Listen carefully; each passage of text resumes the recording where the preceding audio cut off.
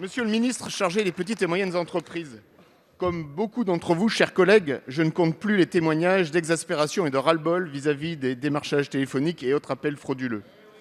Fléau pour un grand nombre de Français, empoisonnement de la vie quotidienne, calvaire subi par des millions de personnes. Les formules rivalisent pour dénoncer ces coups de fil intempestifs et intrusifs qui perturbent les Français à leur domicile dans leur espace de tranquillité. Il faut savoir appeler les choses par leur nom. Quand le téléphone sonne plusieurs fois par jour, non pas pour entendre une voix familière, mais celle qui cherche à vous vendre ce dont vous ne voulez pas, ce n'est plus du démarchage téléphonique, c'est du harcèlement téléphonique.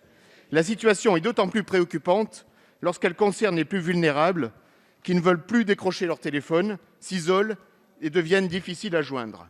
L'année dernière, à l'initiative de notre collègue Nejlen, nous avons enfin voté, après 2 années de travail collectif mobilisant les députés de tous les bords politiques, une loi du quotidien renforçant la lutte contre les appels intempestifs et frauduleux.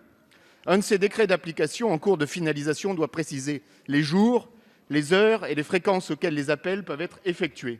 Ce décret a été soumis à la consultation du Conseil national de la consommation.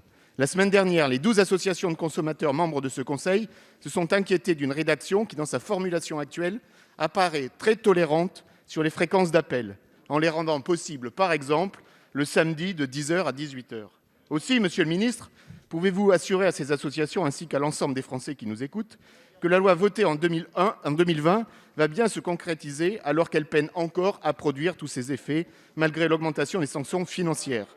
Les remontées du terrain révèlent en effet des contournements de l'inscription sur Blocktel, des démarcheurs qui masquent leur identité, des démarchages qui concernent encore, et ce malgré l'interdiction, la rénovation thermique. Monsieur le ministre, les Français attendent des réponses à la hauteur des atteintes quotidiennes à leur tranquillité. Merci, monsieur le député. La parole est à monsieur Alain Griset, ministre chargé des petites et moyennes entreprises. Oui, monsieur le président, mesdames, messieurs les députés, monsieur le député Bollot. Je veux en premier lieu rappeler, monsieur le député, la détermination du gouvernement à protéger les consommateurs dans leur vie quotidienne. Je salue d'ailleurs le travail des agents de la Direction générale de la concurrence, de la consommation et de la répression des fraudes, dont j'ai présenté fin avril le bilan d'activité pour l'année 2020. Cette mobilisation s'applique en particulier à la lutte contre les sollicitations téléphoniques indésirables. Nous savons que le démarchage téléphonique non sollicité est un désagrément majeur pour nos concitoyens, parfois dérangés plusieurs fois par jour. Ce démarchage est également trop souvent un vecteur de fraude et d'arnaque dans les secteurs parfois sensibles, comme vous l'avez dit, sur la rénovation énergétique ou le domaine des assurances. Je suis pleinement conscient de l'attente extrêmement forte des Français qui souhaitent des avancées concrètes dans ce domaine. Une loi visant à encadrer le démarchage téléphonique et à lutter contre les appels frauduleux, dont votre collègue Christophe Najlen est à l'origine, a renforcé le cadre de protection des consommateurs, notamment en renforçant les sanctions pour les rendre plus dissuasives.